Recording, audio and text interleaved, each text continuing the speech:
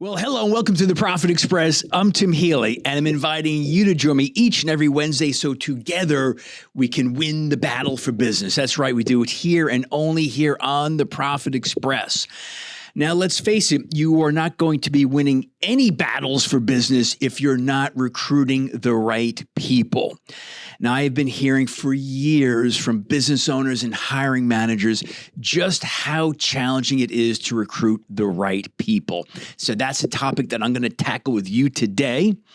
And also, we're not just going to talk about how hard the recruiting process is and the mistakes that so many hiring managers make, but I also want to take some time and talk about just how costly hiring the wrong person can be.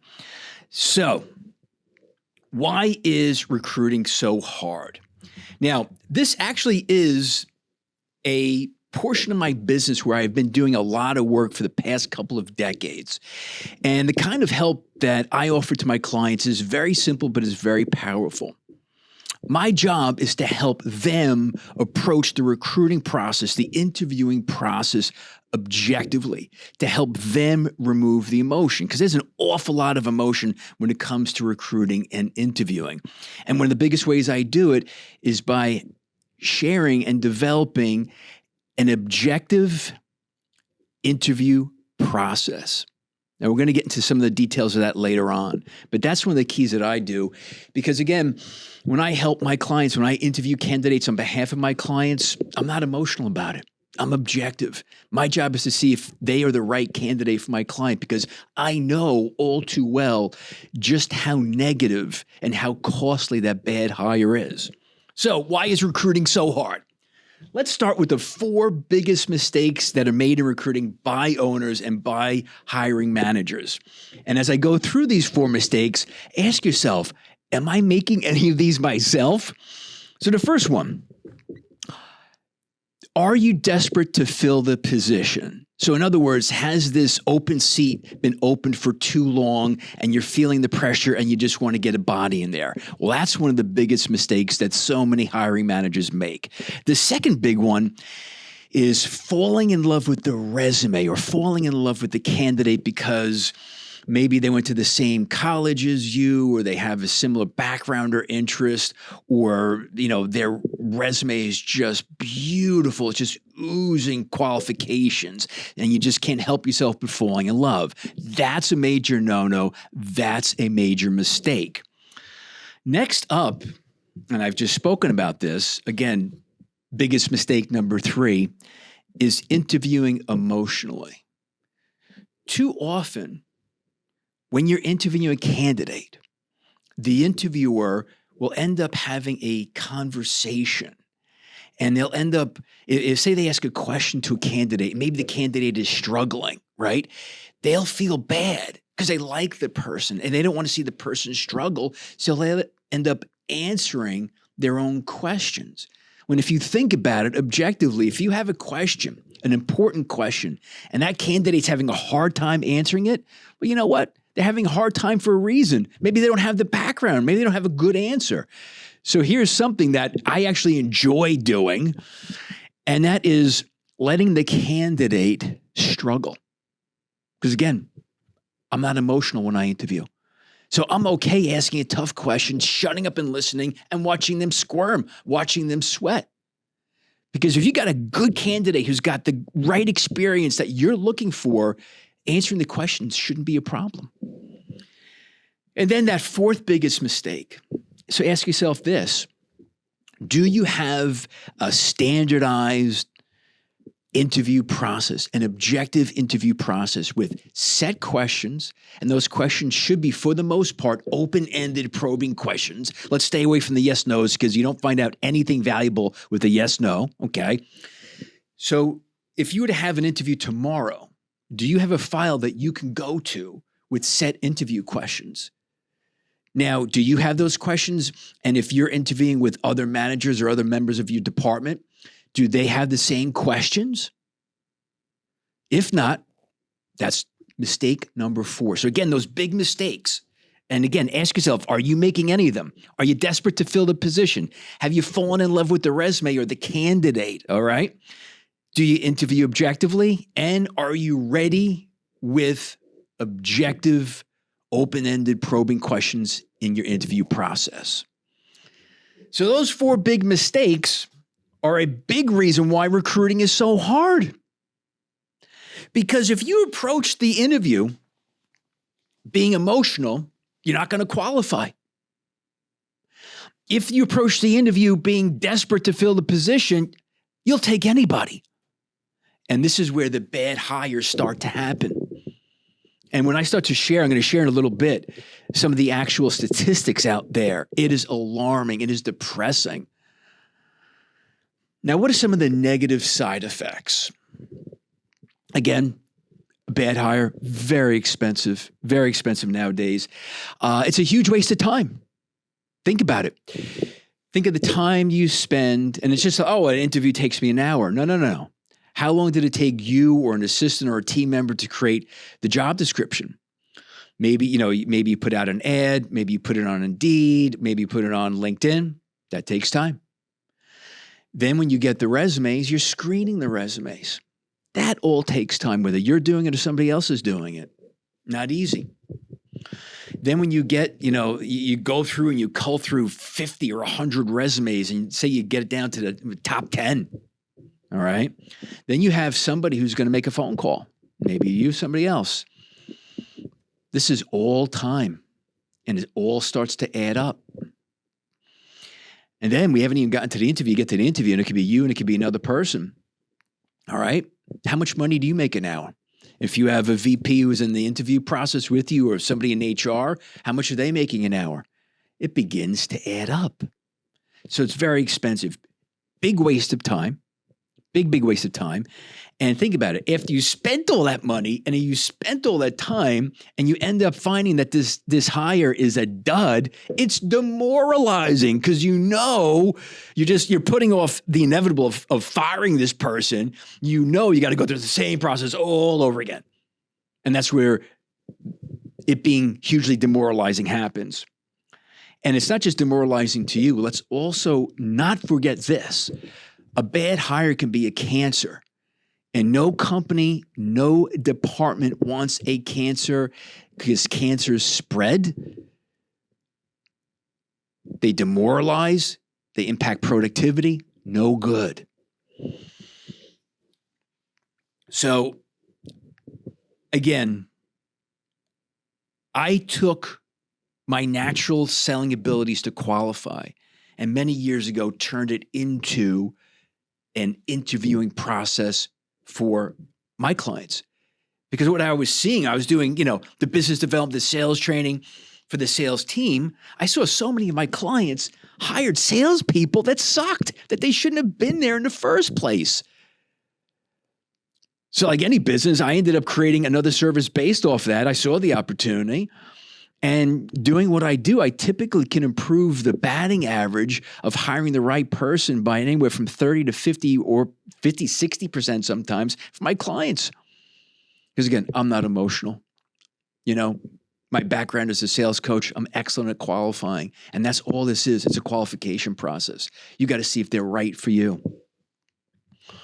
All right, so moving right along. Now, if you think about it, let's just think of the recruiting process. I think it's kind of like dating. Now, the whole dating app thing came, well after I was, in the dating scene. So I did it the old-fashioned way. But a dating app, you have your profile, and what does the person see? They see your picture, they see your gender, they see your interests, where you live, your location kind of thing. That's about it. And it's been reported that as many as 30 to 40% of people are disappointed with the initial first impressions of dating apps. Think about that. 30 to 40% are disappointed. They saw the profile, and then when they showed up at the coffee shop, they're like, oh my God, this is who this person is? Wow. Now let's think of recruiting. Here's the parallel. So instead of it being an online dating app, what you have is a resume. That's usually the main way that you come in contact with the candidate. Sometimes you can get a referral, and if you can, they're great, okay? But you have to be very cautious of a resume. It's a highly suspect representation of who this candidate is. And let's never forget the resume, no one is auditing this data. And there's a stat out there, I think Monster did it many years ago, where, and I hate to say it, 80% of a resume can be considered bullshit. Think about that. Again, you get to create and say basically whatever you want. Nobody's auditing it. So you're looking at the resume and like, okay, wow, this person looks great. And so you interview them. Now think about, really finding out who they are. If you put in an offer, and let's say you do a background check, a lot of companies do. It's a good idea. Well, you can verify whether the person is a hardened criminal, and if they actually graduated from the college, they say they graduated. Everything else is still, you're not going to really know until 6 months into the process. And again, it's so much like dating. Because if you're on a first date with this, beautiful young woman, chances are she's not going to be farting on that first date. Well, guess what? Candidates don't typically fart on the first interview either. So again, until you're knee deep into a relationship with a candidate, you don't really know who you have. Therefore, you have to have a process that's objective. You can't be afraid to go in and qualify these candidates and qualify hard. And I said earlier, I ask great open-ended probing questions. I ask specific questions of a person's skill set. I have them describe and explain how they did certain processes. What software did they use? How do they troubleshoot? How do they work with teammates? How do they work with clients? How do they communicate with clients? How do they keep track of notes? How do they keep track of files? Very specific, drilling down. And again, write this one down. If you're asking a question of a candidate and they're squirming, let them squirm, let them drown. Because those questions that you're asking need to be answered. Don't feel bad for the candidate. Well, he's really good. We both went to Villanova together, and he was in the same fraternity, and he's a Yankee fan. And I don't want to, make this guy feel bad. Bullshit. Make him feel bad.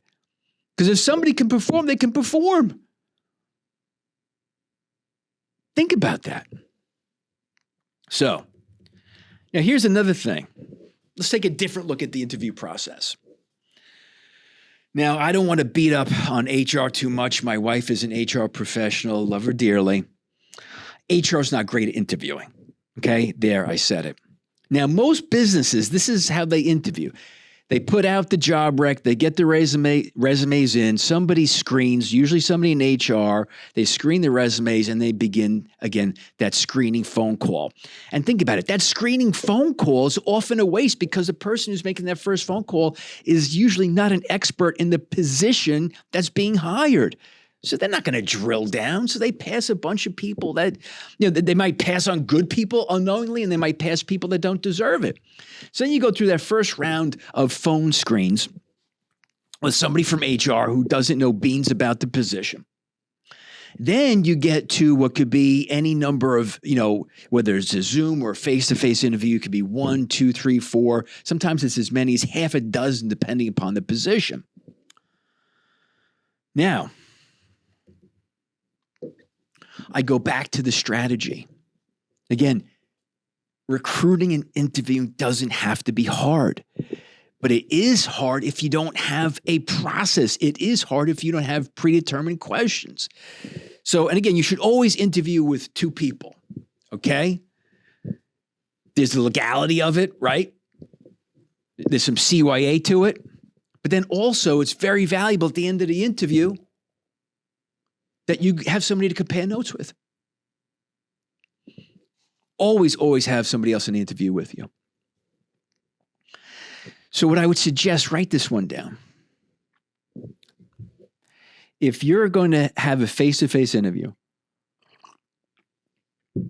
have your questions done. Take some time with the person you'll be interviewing with, your coworker, manager, whomever it's going to be. Sit down for 15 minutes, review the questions. And also, what you should know is who's going to ask what questions. You don't want to step all over each other. You don't want to miss questions. You could very simply have, you ask all the even questions. I'll ask all the odd questions. I'll be taking notes. You'll be taking notes. You want to go in with an objective. You want to have a plan. You want to have a strategy. Now, what comes next is an interesting phrase. It's a phrase that I repeat an awful lot to my clients when it comes to recruiting and interviewing. And some people agree with it. Some people don't. I happen to think it's something you should live or die by when it comes to recruiting. You should hire slow and fire fast. Now, please write this one down. When it comes to recruiting candidates, hire slow and fire fast. But if we go back to, again, those 4 big mistakes, what are they? Let's review them again. Why is that so critical? Because if you're desperate to fill a position, you're more likely to hire fast, which is what you shouldn't do because chances are you're not properly qualifying. If you fall in love with somebody, you're more likely to hire fast. If you're doing it emotionally, you're going to hire fast. So you want to hire slow and fire fast. Why? Okay, let's break this down. By hiring slow, it allows you to dig deep and qualify. You don't rush to judgment. And also it happens, it lets everybody know that you're taking the position seriously. You're taking the process seriously. You're not desperate to fill it. Even though you may be desperate to fill it, you can't be desperate to fill it. Because what happens, say you've had a position that's been open for 6 months. And again, that's a serious issue. Because, that position being open for 6 months could put more workload on you or the department, and it could be a drain. And I appreciate that. And I do have this conversation with the clients. They're like, Tim, we got to fill this position. And they feel the pressure, and I get it. But if that position has already been open and you rush into a bad hire, you've got to give that person at least, to be fair, 90 days. Most places will give 6 months. And again, if they have the wrong candidate, they might keep them there for a year because they don't want to go through the process again. But if you've got the wrong person in, you're just adding to the anxiety. You're adding to the misery. So take that deep breath. Take a step back. Okay? Because again, if you go in there saying, hey, you know what? No matter what, we're going to find the right person. Because here's the great thing about recruiting. You just got to get one person for the position. Just one person. Keep that in mind. One person is all you need. And then also think about this. When you have that one person, that right person, they can be with you for years. All right. So you hire slow. No matter how great the resume looks, keep in mind 80% of a resume could be bullshit. It's unaudited data. It's often unverified data. So you have to be very suspect. Unfortunately, it is what it is. No matter how good they look, no matter how great they sound, don't fall in love. Because when you don't fall in love, it puts you in a position of authority. It puts you in a position of being in control of the interview process, which is what you want for yourself. Okay. So if you hire slow, by again, taking them through that process, asking open-ended probing questions, taking great notes, bringing them back for another round of interviews, introducing potential coworkers. So just don't have management interview, have coworkers interview. Compare notes. Another key here, make sure you know who the hell you're hiring for. Make sure you know who you're hiring for. So often they look for the person and they forget to really dig down and clearly define the role. another big problem. You got to define the role, because if you don't have the position clearly defined, it's going to put you at a disadvantage for getting the right person for that position. Okay, so you finally say, okay, you know what? Tim is right. We've been hiring. These people have flamed out. We've hired 4 people in the last year for this position. You're saying to yourself, I'm miserable. This sucks. I'm done. I'm going to approach this differently. We're going to remove the emotion. We're going to be objective. We're going to have great interview questions. We're going to hire slow. Awesome. You just dramatically increased your chances of hiring the right candidate. Then we get to the second part of the equation. Hire slow, fire fast. Now, again, no matter how good you are, I'm not infallible. I don't have 100% hire rate. Nobody does. And if they tell you they do, they're full of it. So once you've hired somebody, by firing fast, unless you catch them stealing, okay? By firing fast, I mean, you got to give them 90 days to be fair, to be realistic. You have to give them 90 days for a position. Some bigger positions, you could certainly make the argument, higher level executive positions, 6 months, because they got to do an awful lot of research, getting to know the organization, the people, et cetera, et cetera. So that could be a longer timeline. Typical positions, I think in 90 days, you get a very good sense of who the candidate is. Do they have the knowledge base that they say they did? And how is their performance? How are their work habits? Are they showing up on time? How are their communication skills? How are they interacting with coworkers? So in 90 days, you can observe an awful lot. And here's another thing that you don't want to lose sight of, because what also happens, because we're so friggin' busy, and we've had 4 people for this position in the last year, and we're so backlogged that, oh, eureka, hallelujah, we hired somebody, and then we forget about that person, we move on. And all of a sudden, 3 months later, they're not doing a good job. No, we want to prevent that. So what you do, and this is for all employees, God, please do this. As part of the onboarding process, when you first bring somebody on, make sure you are clearly articulate the specific responsibilities that you're looking for them to do. And I would even break it down 30, 60, and 90 days. You're saying, hey, you know what? In the first 30 days, I'd like you to be proficient in these 3 tasks. The next 60, I like to add 1. And then the next 30, I like to add 2 more. So now we've created an environment. We've created a dialogue where that new candidate says, oh, okay. The first 30 days, they want me to be proficient in A, B, and C. The next 30 days, I have to be proficient A, B, C, and D. And then by day 90, it's A through G. So you've clearly communicated and you've given them a timeline. And please, for the love of God, if you have a new candidate, whether it's you or a direct report, communicate with them on a weekly basis at least. The first few weeks might be daily, okay? Because they're overwhelming. The onboarding process, a new environment, new people can be overwhelming. So first 2 weeks, it might be a daily conversation. Thereafter, it might be weekly, okay? But you have to have consistent communication, because you don't want to all of a sudden talk to them after 30 days and then identify a problem, okay? Because now somebody could be spiraling. Now you go back to being frustrated and think, oh, recruiting sucks. This person stinks. No. Have the dialogue. Observe performance, offer coaching, offer management as you go along. Because if you've noticed something that's been awry for the past week, it's a much easier problem to fix.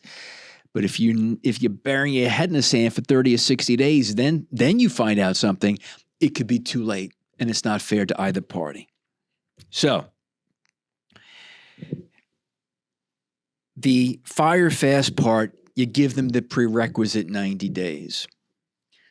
Now, here's the funny thing, and I've had this conversation a bunch of times with my clients.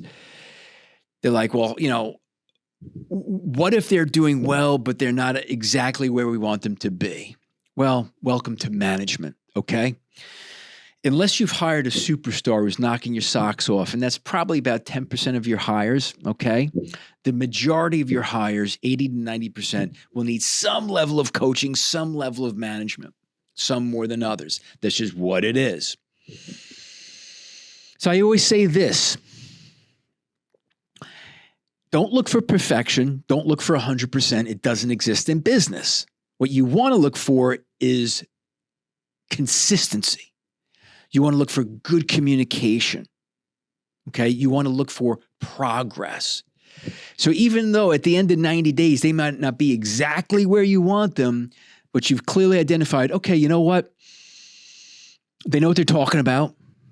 Okay? They do have good industry knowledge. They've been able to perform a number of those tasks and responsibilities. They've, met deadlines on time. We just need some more work. We need some more time. We need some more at-bats, and that's okay. But again, it always goes back to having open conversations, having realistic expectations. What ends up happening, and you see how it all ties together. If you hired emotional, if you hired desperate, then your judgment as a manager will be impacted. Because, oh, God, I need this seat. No, okay, I'm not going to really, drill down too deep because I don't want to have to, fire this person and hire another one. So what happens is if you make those 4 big mistakes that I talked about earlier, right, you end up taking your eye off the prize. You end up not doing your job as the manager. And then you might let 6 months go by. And like, you know what? They'll be all right. They'll figure it out. And then you might let a year go by. That's what I mean by fire fast. So if after 3 months you're seeing some red flags, okay, maybe you might decide, you know what, we're going to give another 30 days. But then you got to let them know. Say, hey, listen, we're not where we want. We need to see some improved performance. So in the next 30 days, this is what we're looking for. Again, it's objective, it's fair, it's well communicated. They know, timeline. Boom, move forward. After those 30 days, if they're meeting objectives, great, problem solved. If not, maybe give them another 30 days and clear expectations and timeline. Now, say you're 5 months into it, 6 months into it. If you're not getting the level of performance that that you need for this position, and if you've been managing, and if you've been coaching, and if you've been training, then you're getting to the point to say, hey, you know what? I don't think we need to go another 3 months on this person. You got to be objective. So if you've given them 30, 60, 90, 120, 180 days, you know what you have. Let's face it. People aren't always going to just all of a sudden turn it on.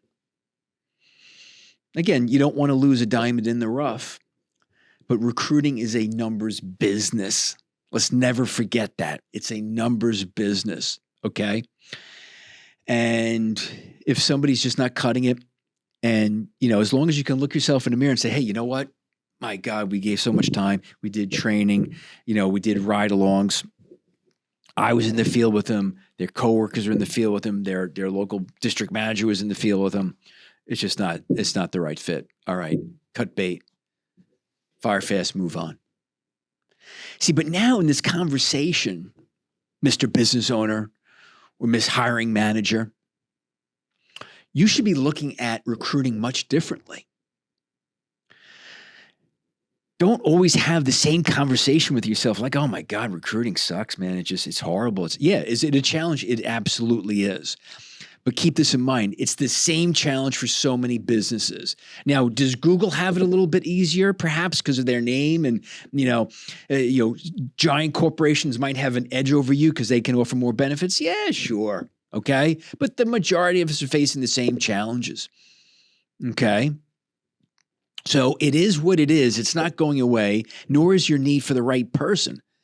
So don't approach it negatively. Approach it objectively. Approach it like, hey, this is a process we're in control of because we're going to find the right person because the right person's out there and you just need one. All right. Now, what I want to touch on are the numbers, okay? Because numbers don't lie. First, what I want to look at are the different categories, because people might think, oh, okay, well, if I hire somebody for $100,000 and I'm had him for 6 months, okay, I paid him half the salary is $50,000. Oh, no. Slow it down. That's just one aspect. You need to consider a lot more when it comes to the categories of just how expensive a hire is. What about recruitment advertising fees? What if you place an ad in one of the online platforms? What if you place it on LinkedIn? Okay, there's a fee associated with that. If you're using a recruiter to find the candidates, that's a real fee. They're as low as 10% to as high as 25 to even 30 I've seen. 30% of annual salaries. That's some big bucks right there. Then there could be the interviewing time.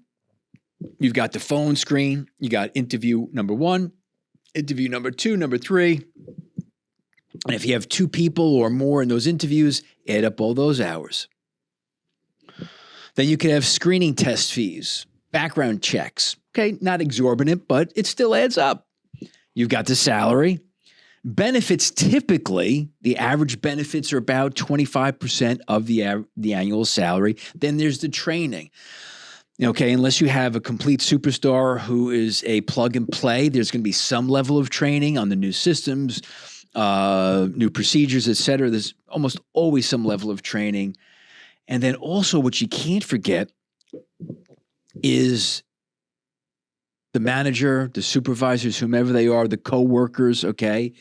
You're diverting management from their current initiatives. That's a soft cost. It's harder to articulate. It's harder to associate a number, but it's real. Because if you have a new hire and you're spending 2 or 3 hours a week, and then another one of their coworkers is also spending maybe 3 or 4 or 5 hours, that starts to add up. Now, 2 stats I want to share. First one, the Department of Labor. Their estimates is that if you burn through somebody, if somebody gets fired in the first period of 3 to 12 months, okay, or even if they're underperforming, because we haven't even gotten to, checked out in the workplace. They're still there collecting a check, but they've checked out, okay? Employers typically will forfeit about a third of the candidate's annual salary, plus recruiting and training outlays. And this is according to the U.S. Department of Labor. Interesting. And I was surprised at this next one. SHRM, however you say it, the Society for Human Resource Management, their estimates suggest more severe financial implications with replacement costs ranging, get this one, write this one down, anywhere from 50 to 200% of the employee's annual salary. And for specialized or higher level executive positions, these costs can be even higher, as much as 220% of the employee's annual compensation. Now you're doing some serious numbers. Now you're doing some serious math, and that's going to cost you. And plus you're going back to, don't forget, demoralizing. Oh, this is the 5th bad hire we have in this position. And that coworkers, they don't even want to think about having to hire somebody else. But again, and I've seen this happen a bunch of times, if you're having a hard time filling a role, you're going to have some recruiting stink in your head. I'm telling you right now, I've seen it. Okay, you've been there, you've been through the process. It's time consuming. It's mentally and emotionally draining. Right? After a while, your head is messed up. I'm telling you right now, you got to reset.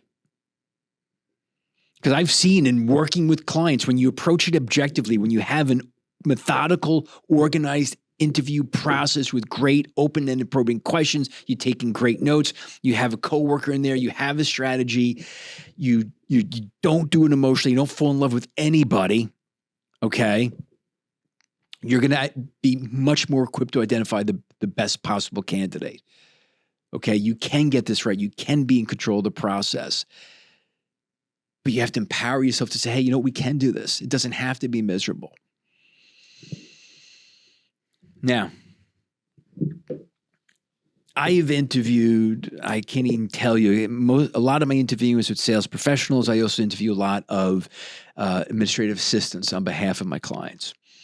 It's kind of my specialty, those two roles in particular.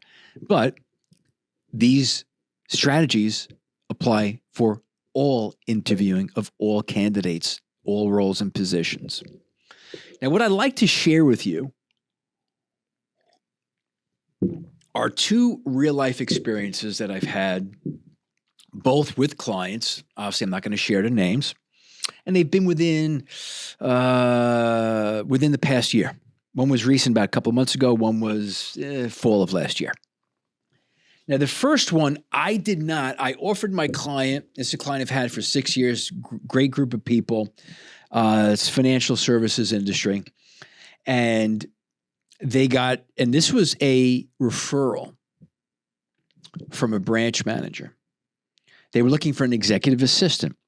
And they were willing to, and they were going to, for the first time ever, really going to invest big salary for them.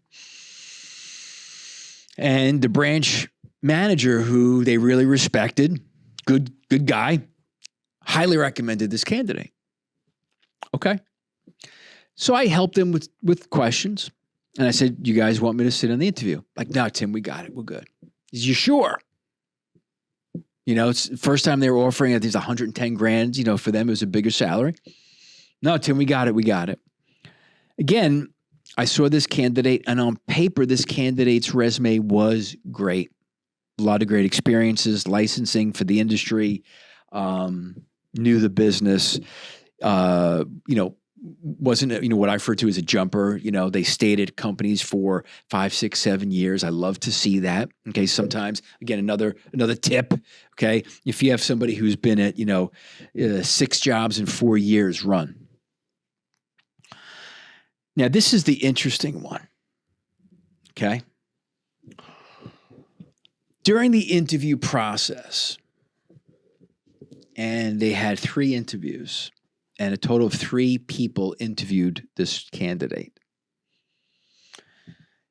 This candidate was very confident in her background, and she was not shy to let them know how confident she was.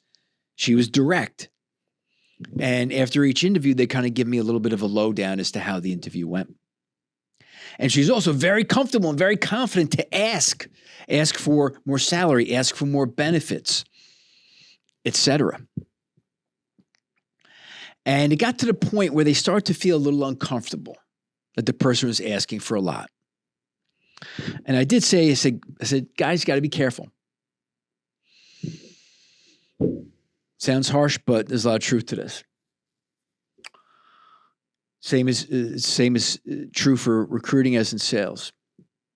If somebody is a pain in the ass in the beginning of the recruiting process, they're drilling down, they're pushing, they're asking, they're going to be a pain in the ass in the middle and the end. Let's not forget, this is the dating scene. They shouldn't be farting on the first date, right? So this person kept pushing them, and they almost pushed them to the brink. And I told them, I said, guys, are you comfortable with this? I said, because I'll tell you one thing right now, when it comes to, raise bonus time, this person will be the first in line. And this salary was already pushing their limits. So you got to be careful. And like, no, Tim, we know, but this candidate, she's really going to help elevate the staff. We're just so excited about her potential. Okay. P.S. This one did not last 90 days. The attitude that this person came in with, how they communicated, how they spoke condescendingly to people who'd been with this company for years, was off the charts. This experience blew up in 30 days. Now, the good thing is they fired fast. That was the lesson learned here. They fired fast. But you have to listen to one thing in the interview process, and it's not scientific. It's called your gut. And they heard her demands, her asks, and they felt that she was being a bit too aggressive and pushy. They identified it. Again, I wasn't sitting in the interview, but they didn't listen to their gut. Because if somebody's a pain in the ass in the beginning, they'll be a pain in the ass in the middle and the end. I love doing this. Finally, one more live situation, not live, but situation I was a part of. I interviewed a candidate. This was a sales candidate, and I was a part of the interview process for a client of mine. And it was industrial sales. And this candidate came across. Now, the candidate on paper, again, had the prerequisite experience in the industry. Number of years experience. Okay. Definitely worth talking to. I felt this person was too much of a blowhard, didn't like them, didn't think they had very good selling skills. But what they did, and this is what tripped up my client, is they just went on and on and on as to how many people they knew in the business and how many contacts they had and how many doors would open and how many appointments they'd go on and how many sales they get right out of the gate. Now, I've interviewed probably about 1,000 sales professionals over 2 decades, okay? I have yet, and there's few things that I say with such certainty and such, consistency, nearing 100%. I have yet to see a candidate who is so boastful about all their contacts and their former clients and all the doors that'll open, all the meetings they will get. 99 times out of 100, it is bullshit. And again, knew this client for years. The client knew my stance on this. I said, this guy, he's going to be more of the same. It's not going to materialize. But this was a territory that the client had a hard time filling. They couldn't get somebody for this particular territory. And guess what happened? They hired emotionally. P.S. Candidate didn't last. P.S. Contacts, no good. So I enjoy the recruiting process. I enjoy the interviewing process. Why? Because I look at it very simply. It's a qualification process. And in my core, deep down, I started my business, and I will always be a selling professional, a sales trainer, and coach. And I'll brag, I'm very good at qualifying. And I took my abilities to qualify, and I put them into being able to qualify a candidate. And like I said, I can easily help my clients improve their batting average 20, 30, 40, sometimes as much as 60%. Okay, not perfect. Nobody ever will be, because you're hiring a human being. And let's face it, the best candidate in the best interview process, you had to be cautiously optimistic. Okay, cautiously optimistic that you got the right person. So you go in, remove the emotion, inject the objectivity. Don't interview scared. Okay. You just need one person for the seat. Remember that. Don't forget that. And if you have had, and if your department has had a number of bad experiences filling a particular role, take a step back. Get that stink out of your head, okay? Because it's going to permeate your process.